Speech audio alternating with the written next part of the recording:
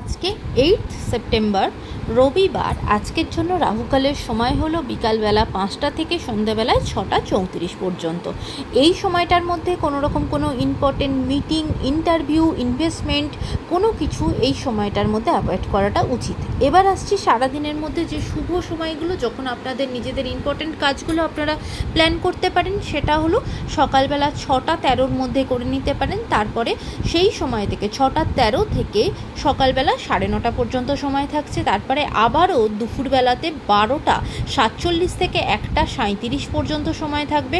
তারপরে সন্ধ্যাবেলায় 6:35 থেকে রাত্রিবেলা 8:50 পর্যন্ত সময় থাকবে। এবার যারা মধ্যরাতে কাজ করেন তাদের জন্য যে সময়টা থাকবে সেটা হলো 11:57 থেকে ভোরের দিকে 3:04 পর্যন্ত। যদিও সেটা ইংরাজি ডেটে 9 সেপ্টেম্বর হয়ে যাবে। এই সময়টার মধ্যে আপনারা আপনাদের ইম্পর্টেন্ট কাজগুলো প্ল্যান করতে পারেন। এবার আসি আজকের রাশিফল। আজকে মেষ রাশির জন্য কিন্তু দিনটা অত্যন্ত সুখকর হবে। আপনারা বিভিন্নভাবে বিজনেসের জায়গাতে কিন্তু লাভের মুখ দেখবেন বা লাভের আশা রাখতে পারেন। এবার আসি বৃষ রাশি। বৃষ রাশির জন্য কিন্তু আজকে সারাদিনটাই যা যা কাজ করবেন সেখানে কিন্তু ব্যাঘাত আসবে, কাজে কিন্তু বিঘ্ন আসবে। এবার আসি মিথুন রাশি। মিথুন রাশি আজকে বিশেষ করে কর্মের জায়গাতে কিন্তু আপনারা যদি অফিসে থাকেন সেখানে কিন্তু ট্রান্সফারের যোগ দেখাচ্ছে এবং রীতিমতো দূরবর্তী স্থানে কিন্তু বদলি হওয়ার যোগ থাকবে আপনাদের।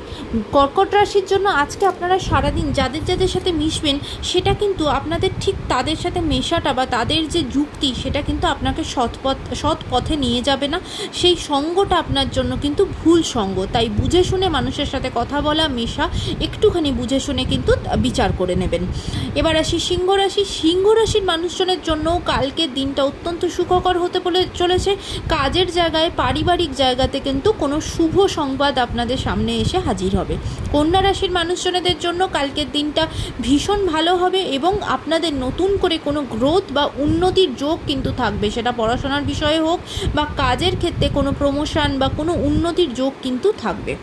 এবার আসি তুলা রাশি। তুলা রাশির জন্য কিন্তু কালকের দিনটা বিশেষ করে কোনো গণ্ডগোল ঝগড়াঝাটির মধ্যে জড়িয়ে পড়তে পারেন এবং নিজেদের কোনো জ্ঞাতি আত্মীয়র সত্ত্বেই কিন্তু এই সমস্যাটা হতে পারে, সে জায়গায় সাবধান থাকবেন। বৃশ্চিক রাশির জন্য কালকের দিনটা কিন্তু ভালো হতে চলেছে।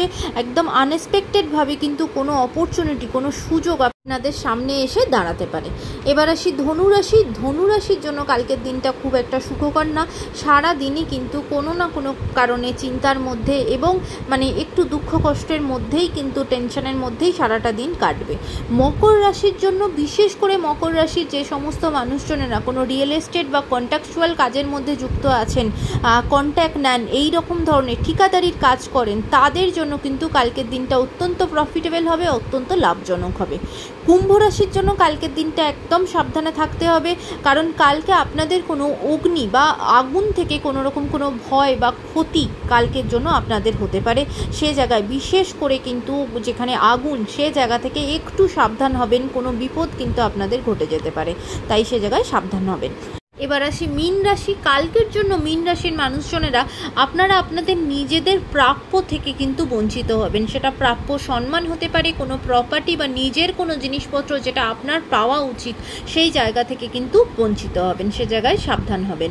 আজকের দিনটা সকলের জন্য অত্যন্ত ভালো হোক, সুন্দর হোক।